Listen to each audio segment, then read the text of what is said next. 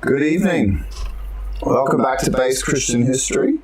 Tonight I've got a special video for you because we're going to be looking at how bureaucracy kills a nation. We're going to be reacting to a video done by Jiang Xueqin. I think that's how you say his name. I might have that wrong. He's also called Professor Jiang from Predictive History.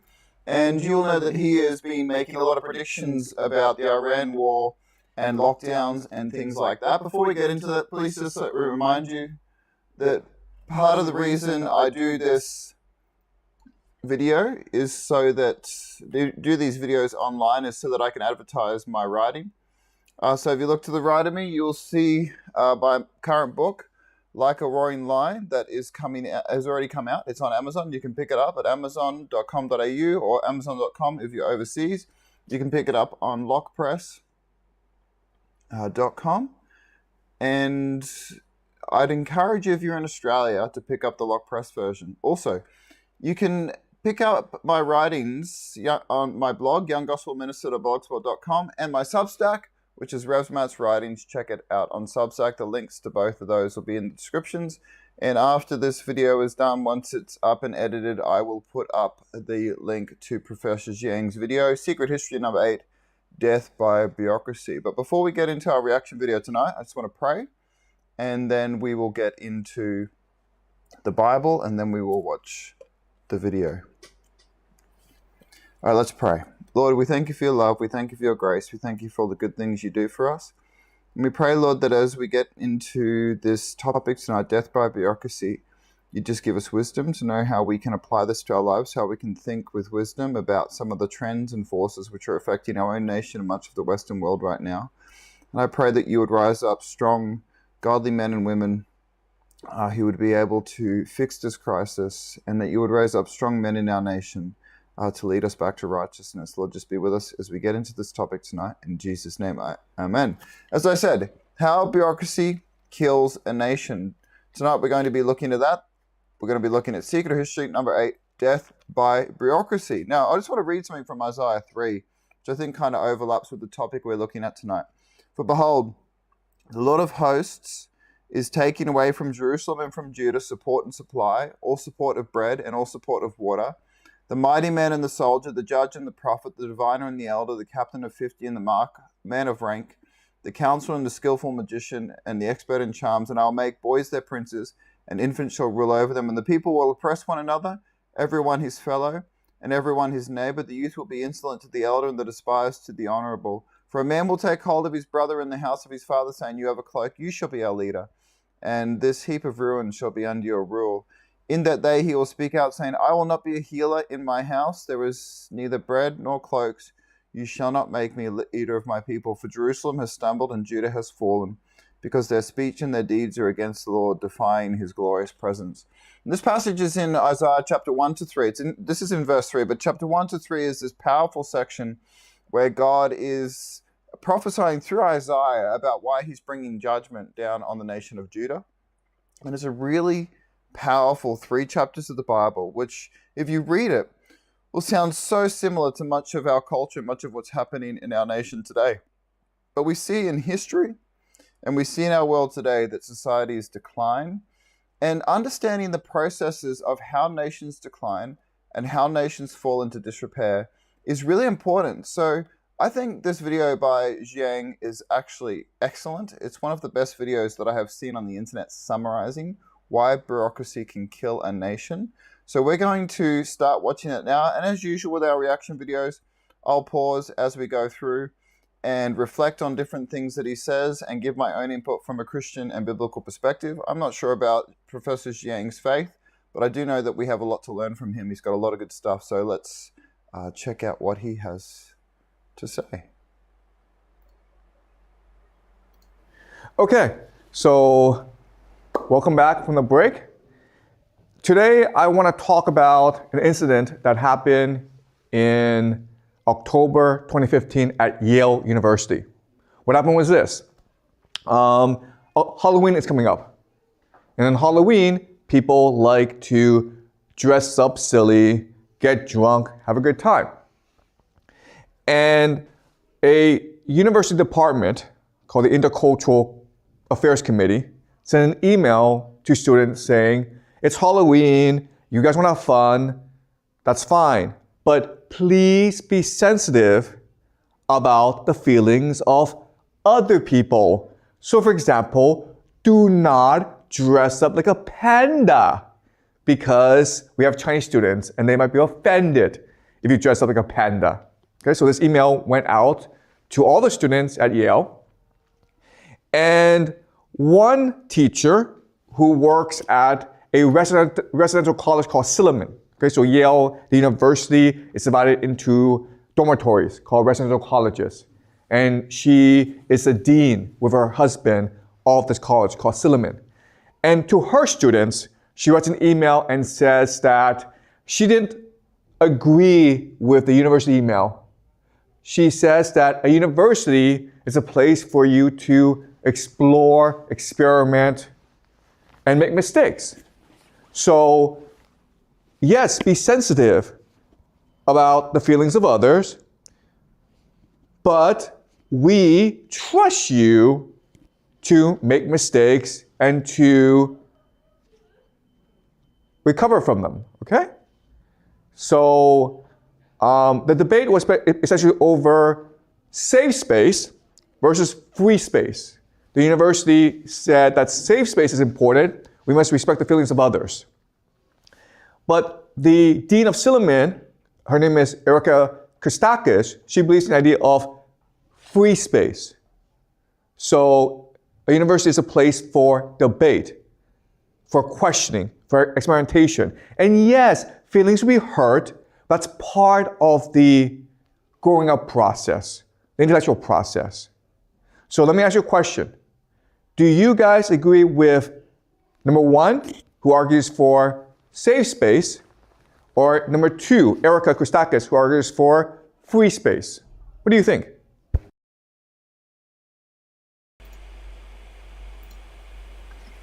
What do you think? Safe space or free space?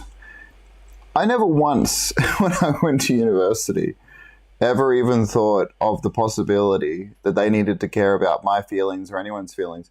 I remember studying skepticism in science. It was one of the subjects I studied when I was doing my incomplete Bachelor of Arts and Bachelor of Theology at Griffith University.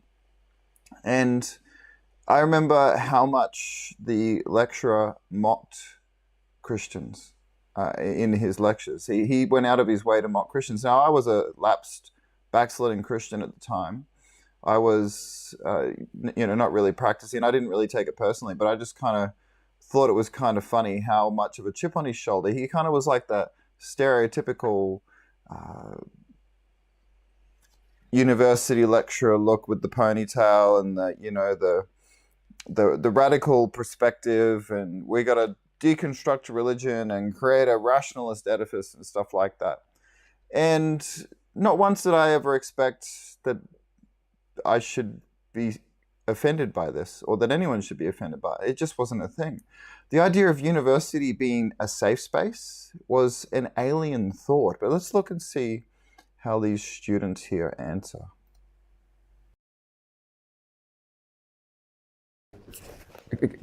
Sorry. Can you speak into the mic, please?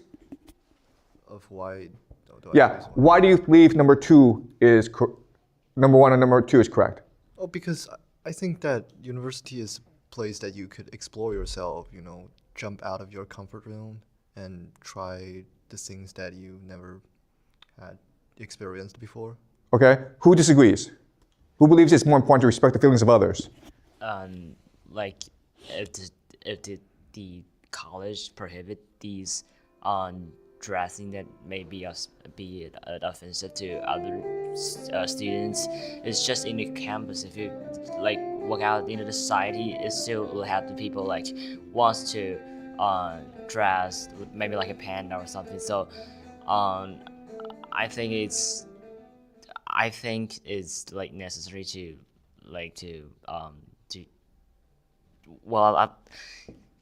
yeah. Okay, all right. Any other opinions?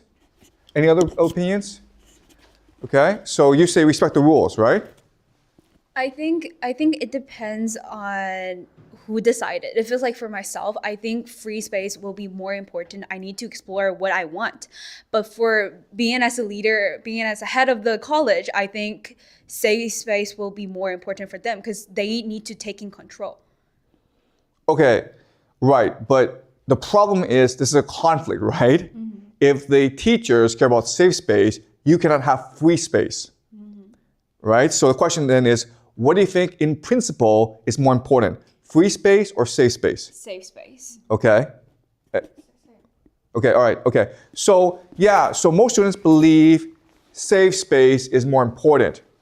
And this marks a generational shift because when I was growing up, there was no debate.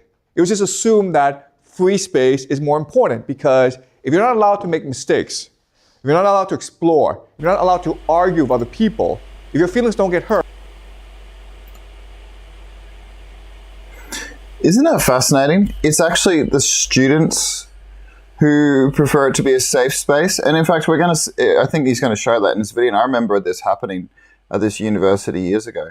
But the idea that you need it to be a safe space when you go to university, that you don't need your feelings offended. It's just crazy. But there has been this massive generational change. But did it come out of nowhere? Where did it come from? Well, let's see what Professor Jiang describes. You will never grow as a person. Okay, so this marks a generational divide or a generational gap. Okay, so we're going to look at what happened because of this debate. So the students who read the email were offended that Erica Christakis was arguing for free space because they believe that by doing this, you're going to hurt our feelings. All right? And so let's look at what happened. And remember, this is Yale University. Okay. So what's happening is that when Nicholas Christakis, the husband of Erica Christakis, went to a meeting, he was surrounded by students. And they're confronting him, okay? There's like 100 students. And they're confronting him. Racism. And they're arguing, We're sitting here telling you that you are being racist. You are being offensive. You admitted that you hurt us. Why can't you say sorry? And I'm sorry. by saying that we wouldn't have the right to dress us, that's how you're hurting us. No, one at a time, please.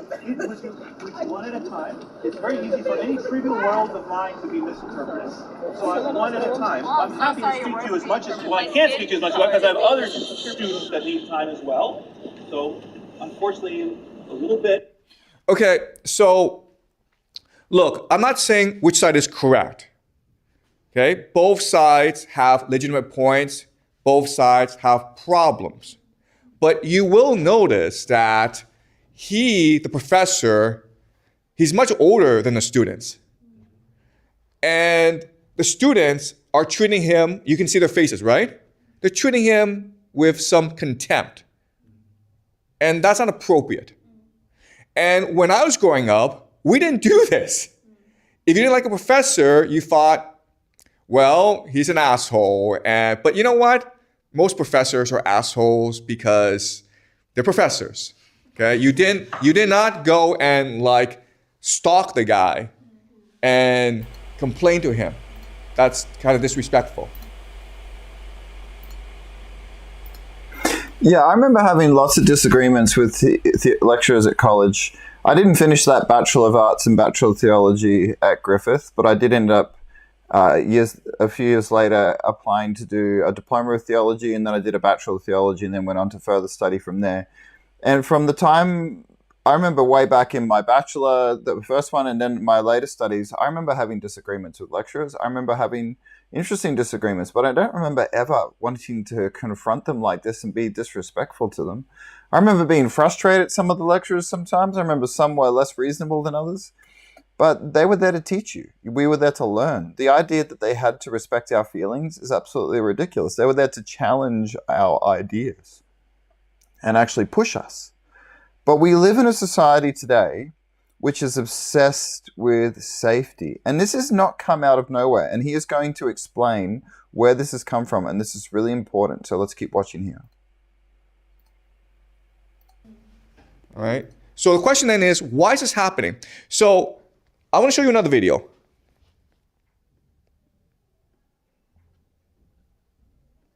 And this video is kind of crazy. Okay, this video. You understand that? As your position as master, it is your job to create a place of comfort and home for the students that live in Silliman. You have not done that. By sending out that email, that goes against your position as master. Do you understand that? Then No, I don't agree with that. Then why the fuck did you accept the position? Because Who I have the a fuck hired you? Okay, so this is not appropriate. Okay, again, both sides have legitimate points. But this is not appropriate, right? Because what she's saying to him is, you work for us. Your job is to make us feel at home. And his response is that my job is to help. I couldn't imagine ever having spoken to a lecturer at university like that. I mean, that is disgusting behavior. That is crazy behavior. You can hear the anxiety in her voice. And I apologize to Christians who are listening to that, who heard that person swear. I don't think there's any other swear words in this video, so I apologize for that. But the whole point is he's explaining here why this is wrong and how bad this is. This obsession with safety and this obsession with we have to be safe in every space is actually creating a really bad culture in much of the spaces in Western society where we're actually supposed to be challenged and learn. Before I was a Christian, after I was a Christian, I couldn't imagine me or any of the people I went to university speaking to a lecturer like that. I just cannot imagine it. And I'm from Australia. We are the people of unclean lips, if there ever was one. Australians are famous for their rough language. But no, I just could never imagine doing that. It's just off the charts crazy. Help you learn. My job is to help you grow. And that means openness. That means debate. That means pain. And her response is, I don't want that crap. I want to feel good. I want to feel at home. I don't be challenged. And if you think about it, that defeats the entire point of university. So again, I'm not saying who's right. I'm not saying who's wrong, but clearly there's a problem here. And when I went to Yale a long time ago, we didn't have any of this. In fact, this sort of incident where a student would curse a professor, it was unimaginable to us. Okay? So the question then is, why is this happening? And there are three explanations for why this is happening. Now this is going to be, you're going to find this fascinating. The first This is explanation fascinating. is parenting. These kids grew up in very privileged households, and their parents are very protective of them. And their parents treat them like friends. And so these kids are spoiled, okay? That's the first explanation. The second explanation is the idea of a consumerist mentality. So in a university, the idea is that the students are consumers, they're customers, and the customers are always right. What the customers want, you have to give them. So if the customers want a safe space, they want to come and enjoy their time at university, and they don't really challenge, the professors have to meet their demands. Otherwise, he should not have this job. Okay? And this is a mentality that we call neoliberalism or consumerism. Okay? That's the second explanation. Okay? The third explanation is ideological. So the idea is that at universities are overrun by left-wing professors who teach students that society is racist against minorities who happen to be, black and female. And they must overturn the white racist supremacist structure. And you do that by telling white professors who are... In other words, these kids have been brainwashed into thinking that they are in some kind of societal battle against oppressors when actually they're the most privileged of the privileged. I mean, this is Yale. You would scramble to find a more privileged bunch of kids than these kids. Maybe there's one or two scholarship kids in there which aren't very privileged, but even by the fact that their intelligence got them into Yale shows that they are reasonably privileged. These kids have no reason to have a chip on their shoulder, yet they've been trained to think and look for oppression in all these other places, in all these other ways, and to fight this battle. And they've been trained by these lecturers and by also this system which they've grown up in to do this, which is why they think they can treat this man with utter contempt, even though he is just trying to do his job, and he was actually trying to do his job well. Privilege that they are racist. Okay, so these are three standard explanations for why this is happening, because this sort of stuff is happening quite a lot in America. What I want to argue to you today is that there's actually another explanation, which I think is much more compelling. And the explanation is that universities have become bureaucracies. Before, universities existed to teach you how to think, to help professors do cutting-edge research that helps a society improve or innovate. But today, universities, including Yale, Harvard, all the universities have become bureaucracies that exist in order to promote the interests of the administrators who want to sit in their office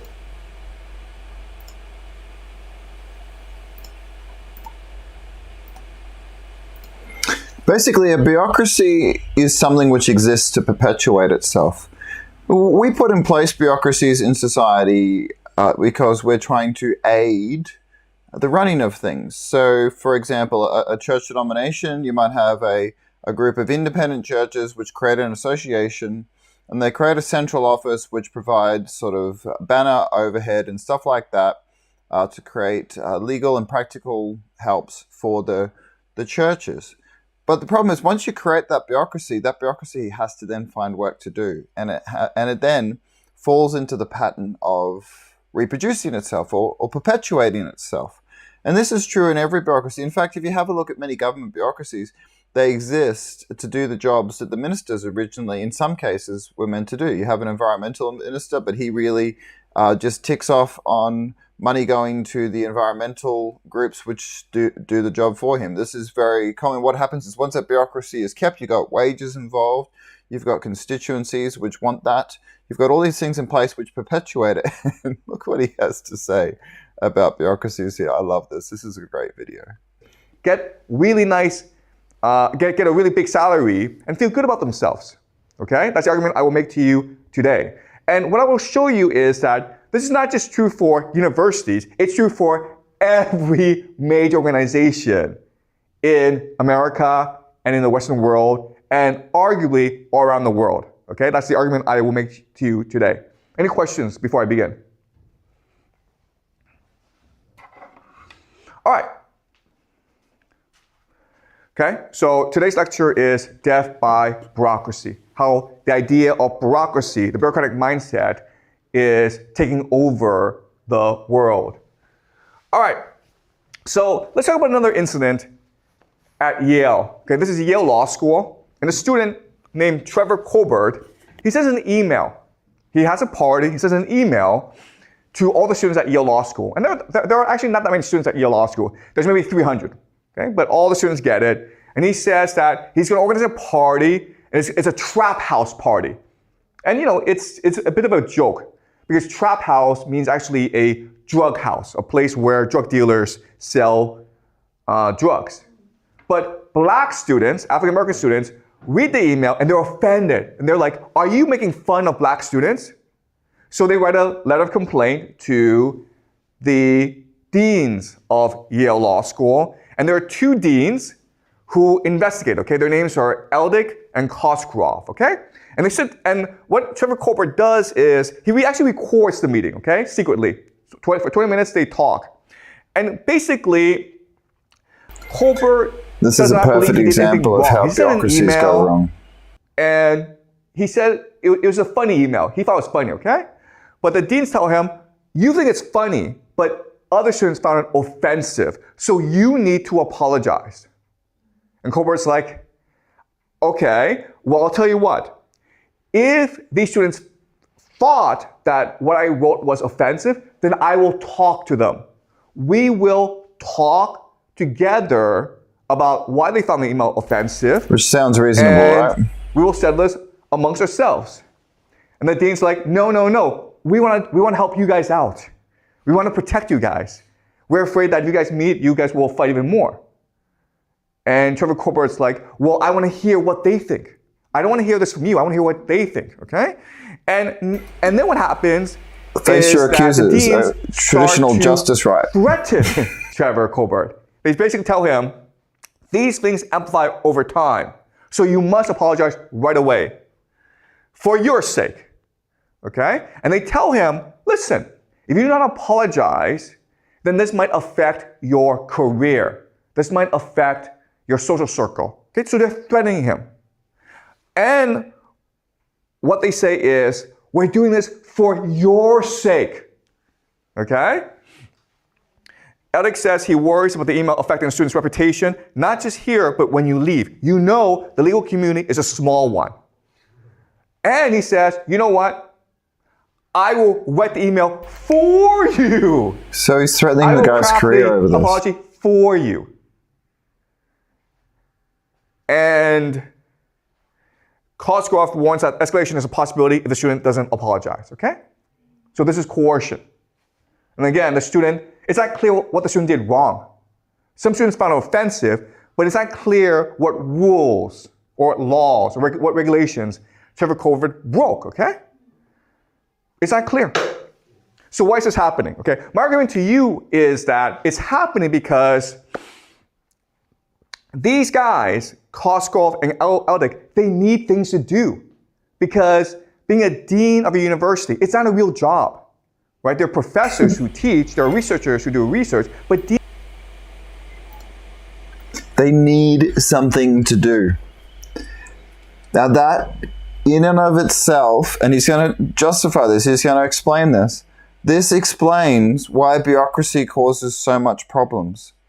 Because you've got all these people in these positions of influence and in these positions of power, and they've got these massive budgets and these massive incomes, and they need something to do. They need to find time to justify their job. There's this great episode of The Office. It's a classic where they realize that they haven't spent the whole office budget for the year. And so they go and say to Michael, we haven't spent the office budget for the year. We need some new chairs. And then another group, they want a new printer. And so they're arguing over the new chairs and the new printer, right? And then Michael finds out, somehow, he finds out that if he doesn't spend it, he gets part of the money back as a bonus. And it causes this big ruckus. But anyways, this is basically part of what a bureaucrat's job is to do. To make sure that their budget is spent so that their job is justified. To make sure that people see them being busy. Because they're just sitting in an office all day and not necessarily producing something. There are so many jobs in our society where no one produces anything. They just simply push paper around and find reasons to do work. And this is part of the reason why our society is collapsing. And it is a massive, massive, massive problem. Deans actually don't do anything. So when you have a bureaucracy, bureaucrats go make problems for everyone in order to create solutions for everyone. Okay? So another saying this is 20 years ago, 30 years ago, when I was a student at Yale, if you had a problem, you had to go talk to a professor because there was no one else to talk to. Wait a minute, I just want to address what he says there. Bureaucrats create problems for everyone so they can go and create solutions. Have you noticed how many problems our governments create in the society. I was listening to Leith Van Olsen be interviewed today. He's an economist at Macro Business, and he was talking about the fact that the immigration minister, I think it was talking about how immigration is the solution to our housing problem.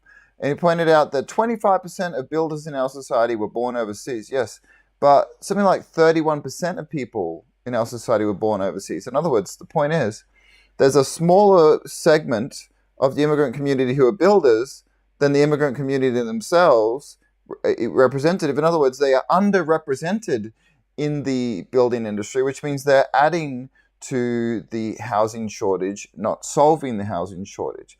But in effect, what Leith Van Olsen said is that these politicians are very good at creating these problems and then saying, look, we will come up with a solution to the problem. And part of the problem we have in the society today, and some people believe it's malicious and some people believe it's incompetence, and it's probably a combination of both. But what it also is a perpetuation of the bureaucracy. Bureaucrats need to justify their jobs. There was once a time when our politicians only met when something needed to be done. But then they met full time, and then suddenly they needed to find all this extra work to do. And there's been this perpetual snowball effect where they become more and more involved in people's lives because they need to continually find more and more things to do. Really, what we need is less of it. We need less interference, less government. But the problem is bureaucracies exist to perpetuate themselves, and once they start perpetuating themselves, it's very hard for them to stop doing it. Nowadays, you can talk to like 20 or 30 different deans. Dean of Student Affairs, Dean of Student Faculty Relations, who knows, okay? But there are like all these offices that you can go to. And quite honestly, it's the same at the school as well, right? If you don't like me as a teacher, there's like 4 or 5 different people you can complain to. And quite honestly, a lot of you do complain, okay? So I know about this. And what is happening is these universities have become bureaucracies. Now the question then is, why are they bureaucracies? And the answer is, in the beginning, as a university, you have to build your reputation, right? So you work hard, you focus on teaching, you focus on research. So it's a struggle to become a global brand. Once you become that global brand, there's something else to do. There's no more ideology, there's no more struggle. So what happens is the people in charge start engaging in rent-seeking behavior. They take advantage of their position in order to make their life easier. And then they pass on this privilege to their friends and then to their children. They take advantage of their position in order to make their lives easier, and then they pass this advantage on to their friends and then their children. In other words, they use the position which they've been given to serve society and make the budgets of society or the organization they're a part of serve them, and the whole bureaucracy becomes inverted. Rather than the purpose for which it was put together, it exists, as I have said again and again and again, to perpetuate itself. That is what they want to do. They want to perpetuate themselves and perpetuate their wealth and their power through that. And this creates a bureaucracy. And the university starts to exist in order to empower these people at the expense of students and professors. Okay? All right, so to show you how ridiculous this has become, here's an example. This is from CNN, okay, and this is the year 2020. A University of South California professor is under fire for using a Chinese expression students allege sounds like an English slur, okay? So there's a Chinese word that sounds like a racial slur, an insult in English. These two words actually do not sound the same. Okay, you know what the word is, right? 那个桌子,那个电脑, okay? It's not the same as the English word, but it sounds a bit similar. So what happened was some black students, African American students, who were not in his class, okay, wrote a letter of complaint. And honestly, if you read it, it sounds like a joke. It sounds like a prank. All right, so let's read it together.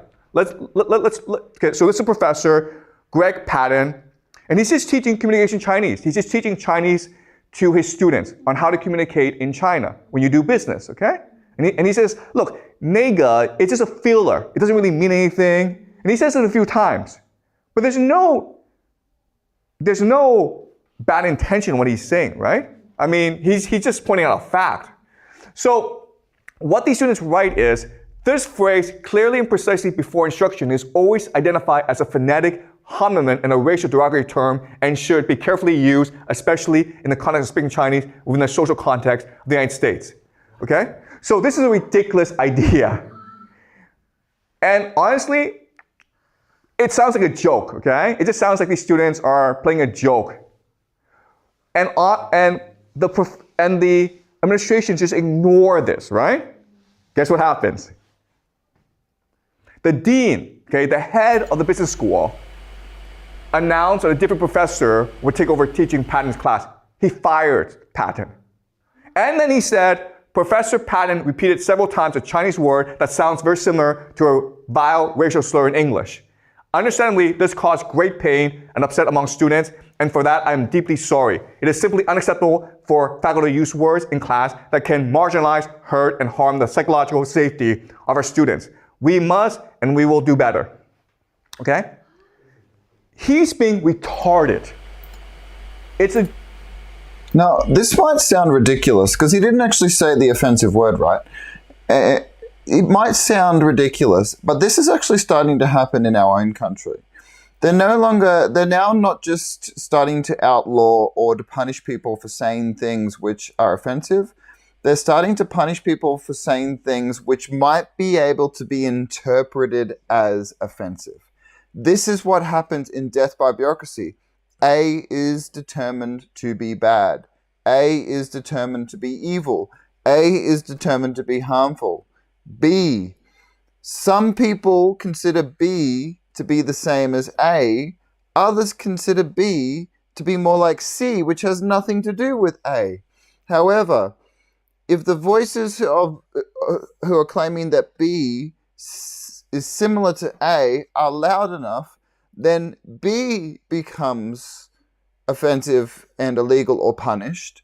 And now C is next in line, even though it had nothing to do with A or B. In other words, this increasing encroachment of bureaucracy, which is going beyond just punishing that which is wicked or punishing that which is considered wicked, and then broadening what is included in that banner, because these bureaucrats are constantly seeking to justify their jobs, and part of the way they justify their jobs is by making everything safer, everything tighter, everything more restricted. Do you feel more restricted in this country than ever before? Well, here's why that is happening. It's a joke, it's a prank, and he's taking it very seriously. Why? Because he's trying to protect his job. He's trying to look good. He's trying to explain why I'm the leader, because I protect everyone. Okay? So then again, why is this happening? Well, again, the idea of bureaucracy. So this is the University of California, San Diego. This is student enrollment, okay? So you can see a slight increase in student enrollment. But look at this. Senior management, deans, administrators, managers, boom, okay? Boom. This is called rent-seeking behavior. This is people in power taking advantage of their power to give jobs to their friends who do nothing every day. And because of that, they're always looking to cause problems for everyone else, especially professors who do real work. Okay?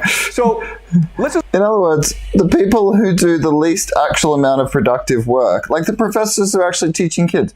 You know, if you work with your hands, if you build stuff, you might not consider to be a professor of a university a real job, but it's actually a really important job. I mean, we've got guys in there who are teaching business skills, which are important. We've got guys in there teaching scientific stuff, which is important. Guys in there, I think teaching history is important because it helps us understand where we've come from, where we're going. There's a lot of very important things that certain streams of the university lecturers do. But this top-heavy, this is what bureaucracy does. It creates a top-heavy. And those who just have positions who are looking for busy work become much more, and those who are actually doing the work become much less. So the budgets get blown out, but there's less productive activity happening. In other words, people are just pushing paper. Let's look at universities. as you can see, the blue is teaching. So what's really interesting is that the investment in teaching has gone down, okay? So the investment in teaching has gone down, the blue, okay?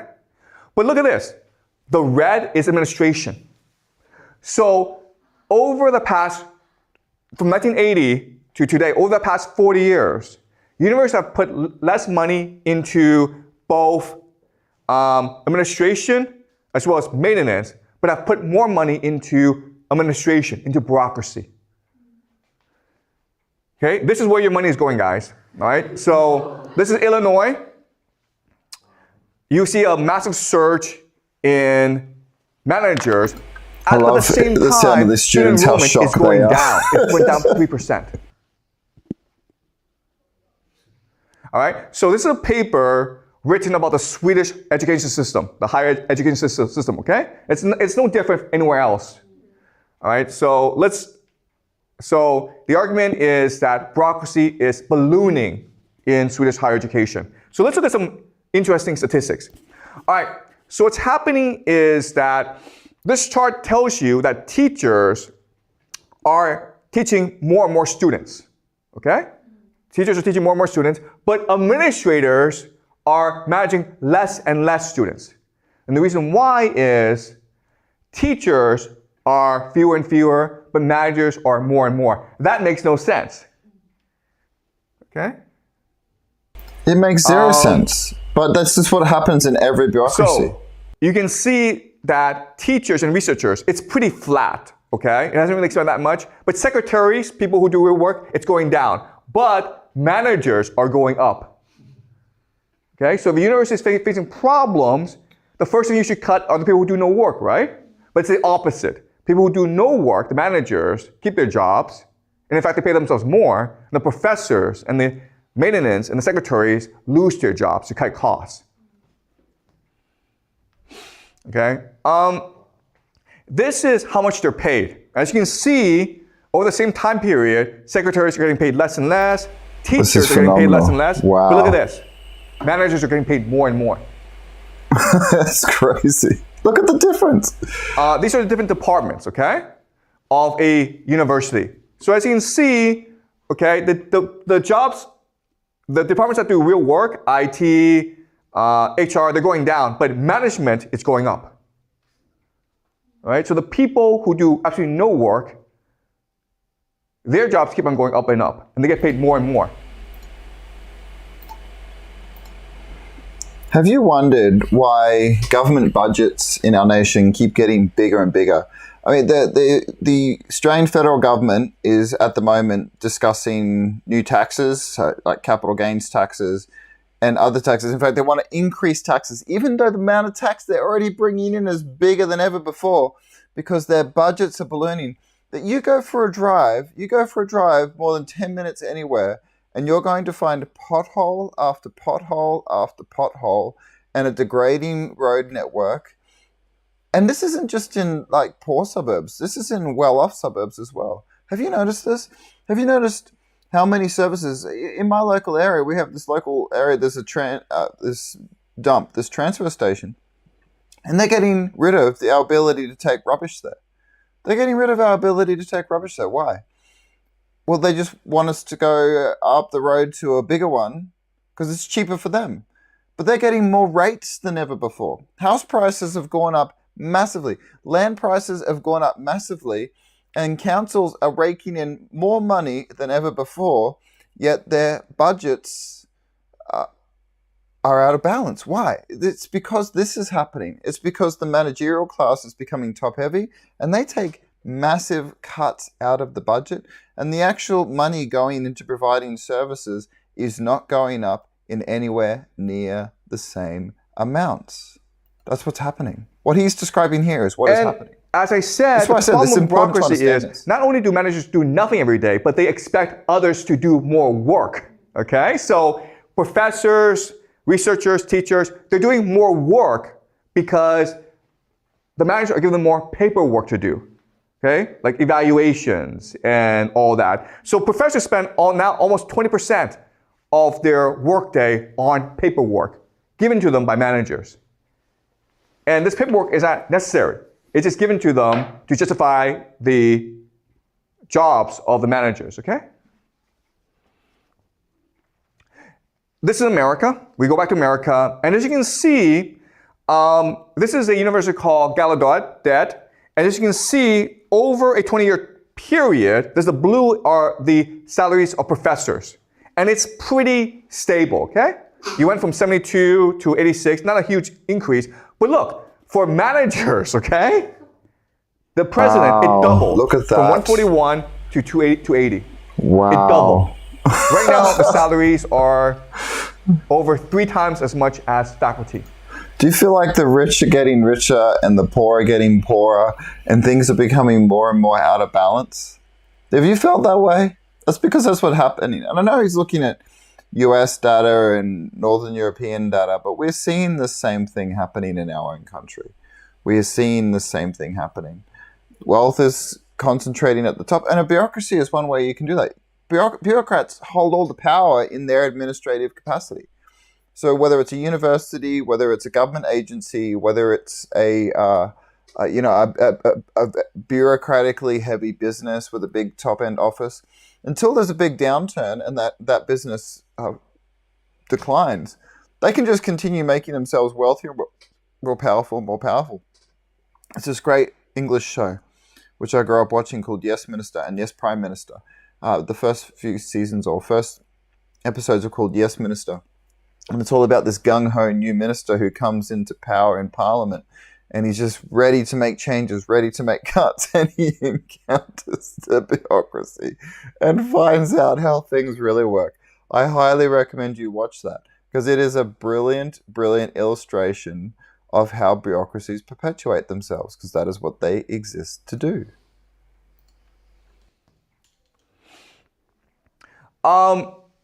This is Connecticut. At Yale, the president makes $2 million a year. At Wesleyan, he makes $3 million a year. Okay. This is a private university called Stratford University, and it went bankrupt. Right now, more and more universities are going bankrupt because obviously you have too many managers, and all they do is get huge paychecks for doing nothing. Eventually, you're going to go bankrupt, right? So, yeah. Sorry to interrupt, but the school board is not stupid. So, I mean, this is a fact, and so why don't they just change anything? That's a great question, okay? The reason why is they're all friends. The school board, the president, the vice president, they're all friends. And that's why they can do this, because they control all the power. They're all friends. And it's in their best interest to steal together, right? Because if you get caught, but if you steal together, then you're untouchable, okay? So this is exactly what happens at Stratford University. I was literally talking to a government worker just yesterday, and they were talking about how at the particular high level, I won't say the levels, but at a particular high level of the Australian government bureaucracy in which they are involved, that people just look after each other. They're all mates, and they look after each other. And the people far below, at this lower level, persons get given all the work, and the people at the top, they just shield each other. They shield each other from oversight from the government, which is supposed to be having oversight over what they're doing. This is what this person said. This is what this person said. This is not my assumption. They said they protect themselves from proper oversight so they can protect their positions.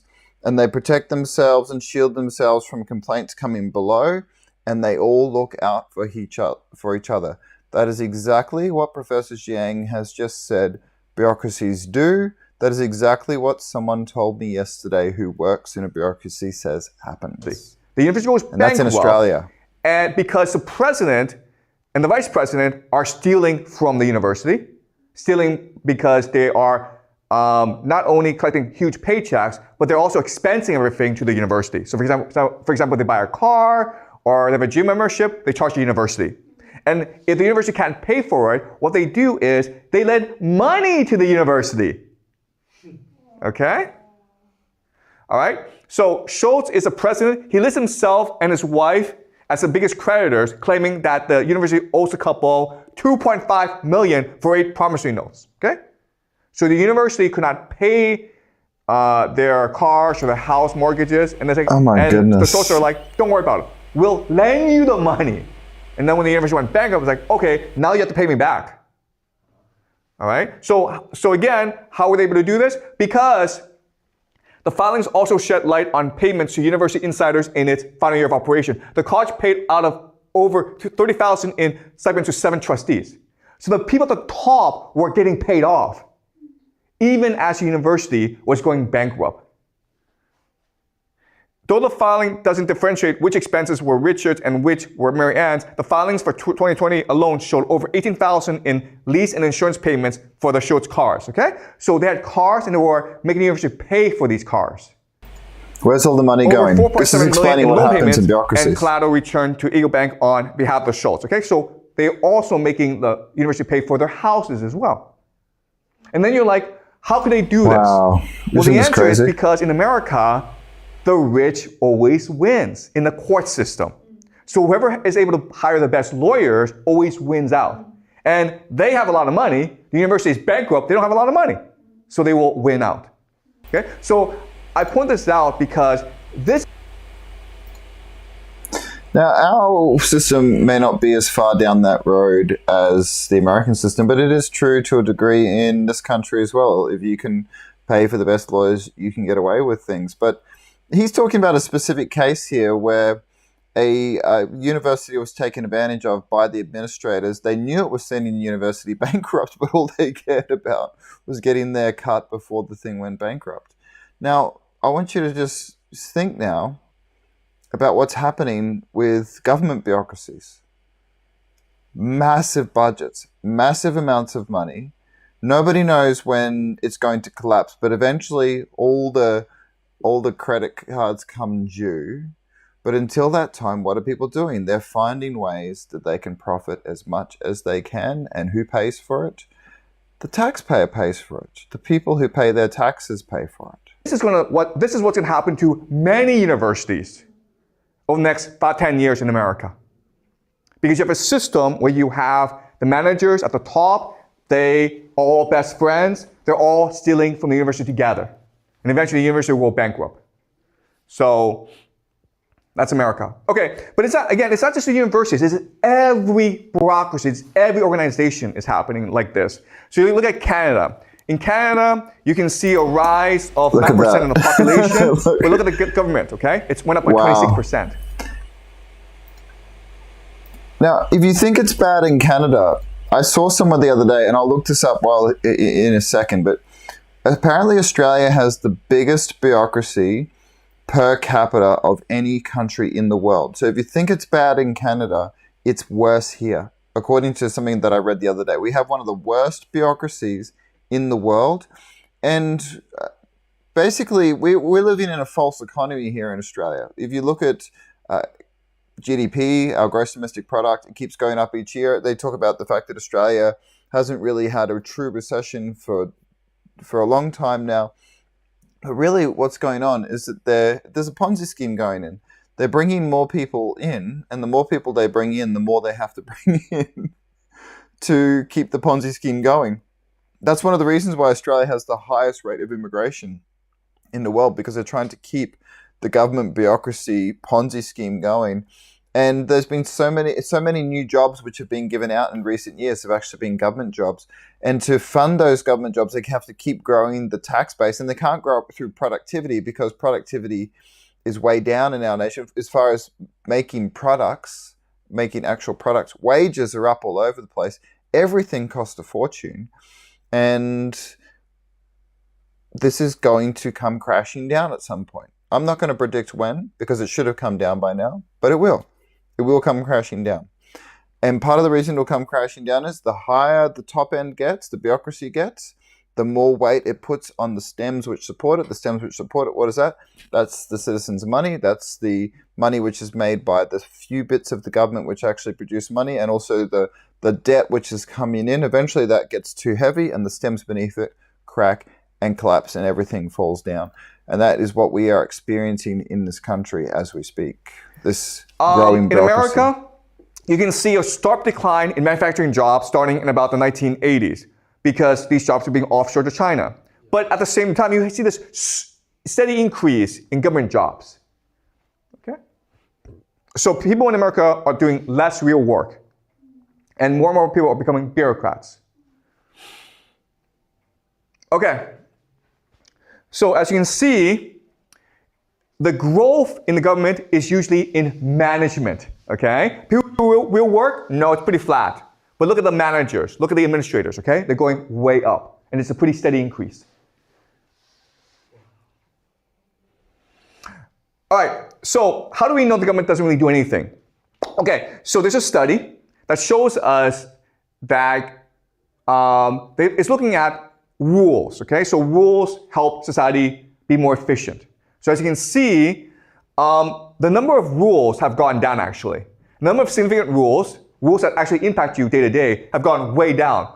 But, this is interesting, the paperwork has gone up, okay? So this tells us...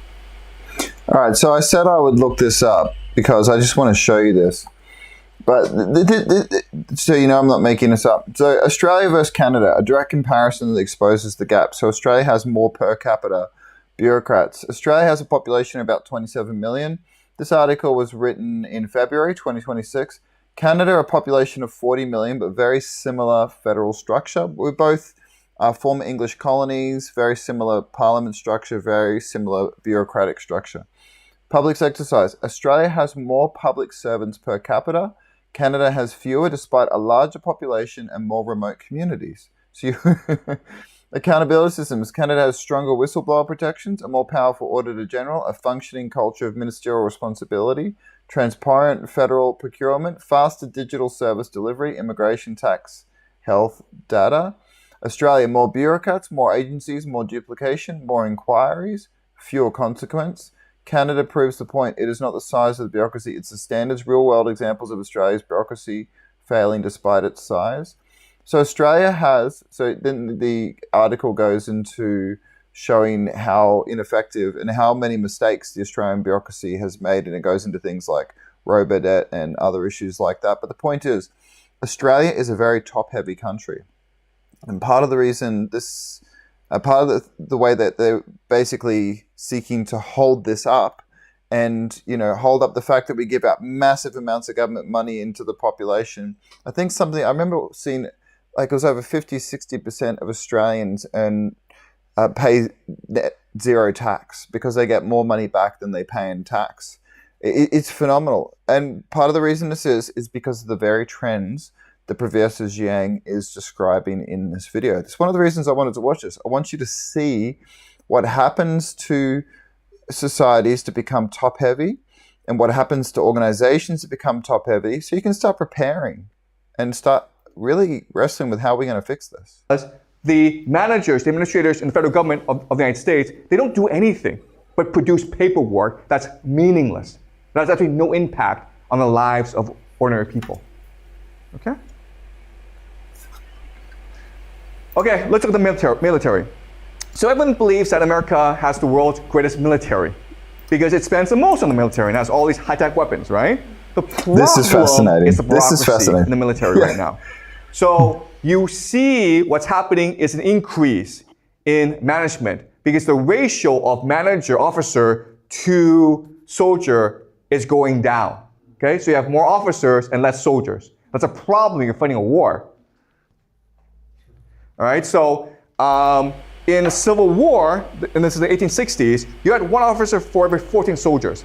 Now, this is important to understand because we're actually watching the United States lose a war in the Middle East right now. And I know some people find that hard to fathom, and they think that there are some people who think that just America has this genius strategy and it's working really well and it's strangling and it's crushing Iran. And of course, Iran's been damaged. I mean, in a war, all sides get damaged. Doesn't matter how strong one side is, they will get damaged from the other side. But the United States has had troubles with its technology. It's had troubles with its aircraft carriers. It's had troubles with its Navy. I mean, they've had so many troubles happen. And part of the reason is because this happens in any organization where this is not halted. The bureaucracy has become too massive. Now, this is important for us to understand because here in Australia, many Australians believe we should rely on the United States military for our prosperity, our safety, our freedom. They believe that that is our only chance. But the United States military is not the force that many Australians think it is. And this is, again, one of the reasons why I wanted to watch this video. Now it's 1-4. Okay? The biggest problem is the increase in generals. Okay, so you can see 3- and 4-star generals have increased the most. In World War II, America had about 12 million soldiers. They had 7 generals who were 4-star. Today, America has about 1.2 million soldiers. They have 40 4-star generals. And this is a huge problem. Why? Because if you're a 4-star general, you have a lot of privileges beyond your salary. So this is from Raymond Dubas, who works in the Pentagon, and he writes about the perks of a 4-star general. This a 4-star has an airplane. Explains this. A 3-star often doesn't. Can a 3-star get an airplane when he needs it? Not always. Okay? So a 4-star general always has his own personal airplane. What is his personal airplane? It's called a G5. This out. Check this out. This is what a G5 is, guys. Wow. This is what a G5 is. This is his own personal plane. It's always there for him. If he doesn't want to fly, it's waiting on the tarmac for him, okay? You can see how luxurious it is. This costs $50 to $60 million per plane. Every 4-star general has this plane. At the same time, guys, what's happening to soldiers? The soldiers don't have enough to eat. There's 1.2 million veterans on food stamps. Okay, that's 8. This is a real problem. This is a real problem. The U.S. aircraft carrier, the Gerald Ford, in the conflict with Iran, had to pull away at least a couple of times, maybe even more, because the toilets were not working properly. Now, there were rumors that there was some reasons for that weren't just maintenance. But you're talking about the most powerful nation in the world, and one of its active aircraft carriers is not working properly and has to withdraw from the combat because of that. That is phenomenal. I remember once hearing about how much it cost to airlift a female sailor off an aircraft carrier if she needed to have a baby because she'd been knocked up, become pregnant by one of her fellow sailors. And then we see the way that the top brass, the 4-star generals are treated compared to all the people at the bottom. This is the sign of a rotting military, a rotting bureaucracy. The United States is not the power that it once was, but this is true in a lot of places. This is true in a lot of places. It's not just true of the US military. It is true of a lot of things in our Western world because we are becoming a bureaucratic nightmare society where paper pushers are becoming the dominant class and they don't produce enough or produce much at all, and yet a lot of money goes to that. 8% of all veterans in America, the people who actually fight, the people who actually make sacrifices for their country, don't have enough to eat, while the generals fly around in like these really nice planes. That's the state of the American military. All right, so it's not just the military, it's every single US government department, okay? All the administrators, you see massive increase in administration.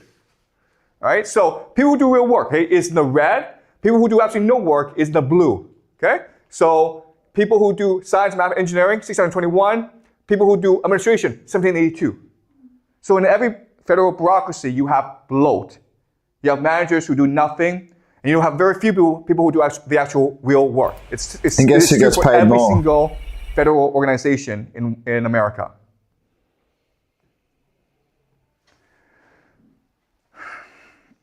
So this just shows you the ratio of managers and supervisors to other employees. What's really funny about bureaucracy is evaluation is very important.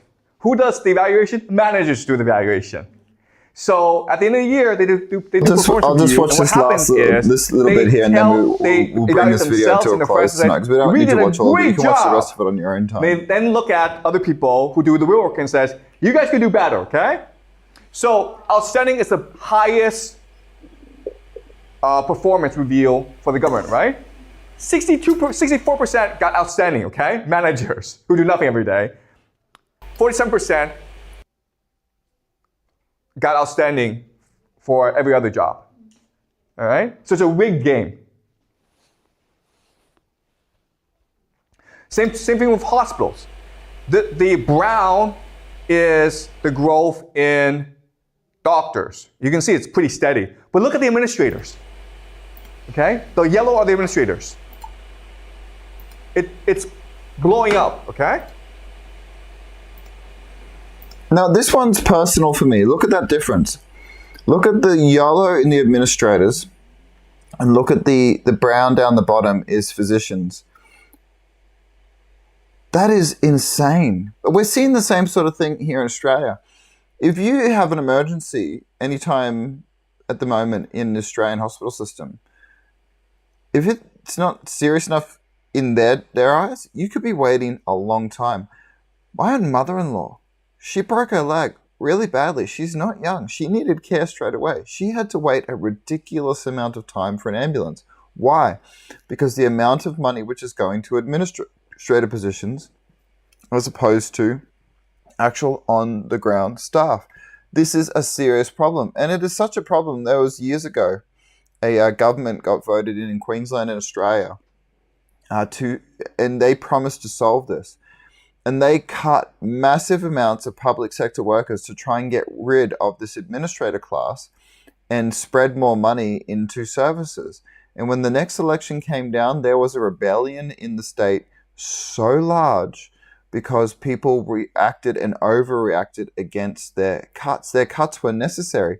Maybe they went too hard too fast, but they were needed because our state is in serious debt. But the problem is, once the bureaucrats get in charge, what is the goal of bureaucracy? Is to perpetuate itself. And part of the reason this is because these people are earning decent money, they're working in a sector that they like working in, and they have families. It's understandable. It is understandable. But the problem is, you let this get out of control, and there's not really much that can stop it. Now, we're not going to watch any more of his video tonight because there's about another 25 minutes of it. We don't want to go for another hour here. I just wanted to show that to you to show how bad bureaucracy is for a nation.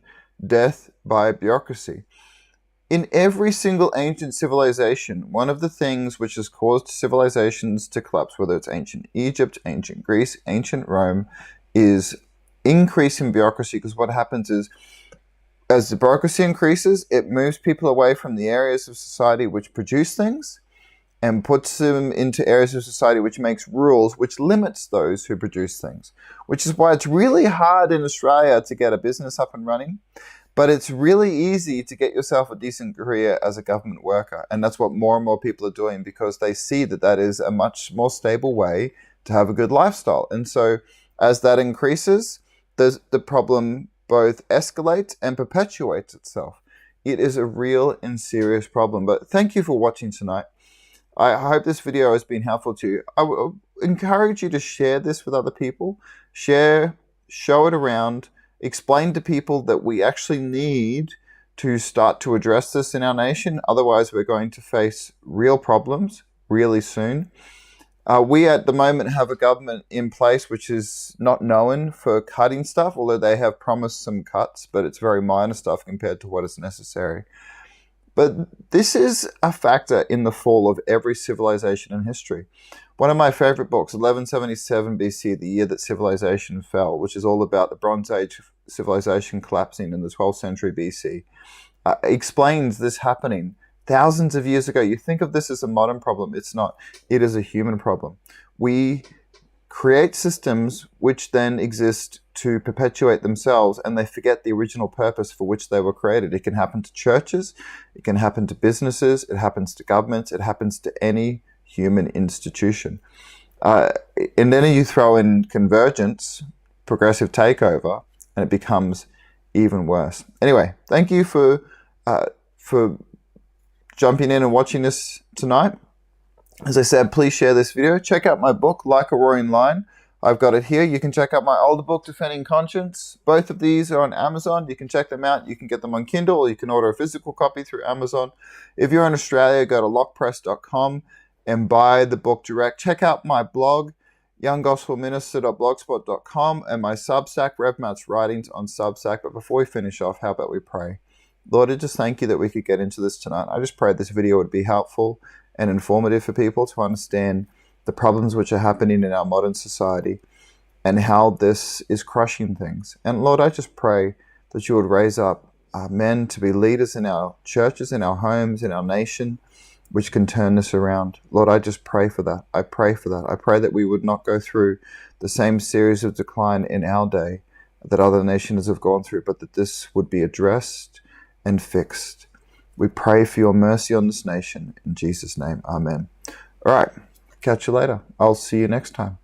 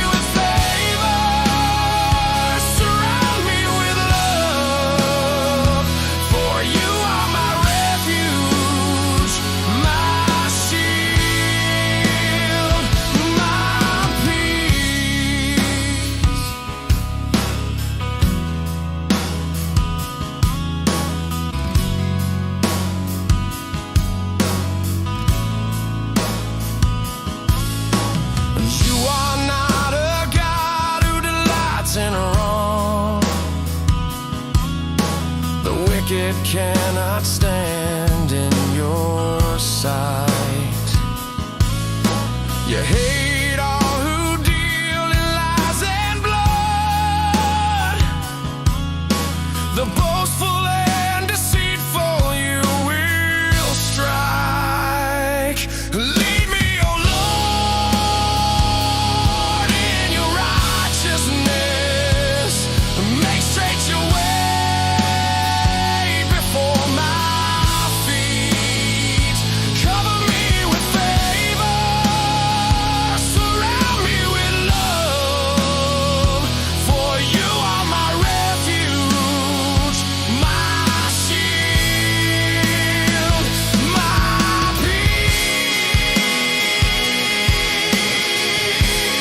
peace. But I will bow down in your holy house. By your steadfast love I enter in. Let all who take refuge in you rejoice, ever singing for joy again. Lead me,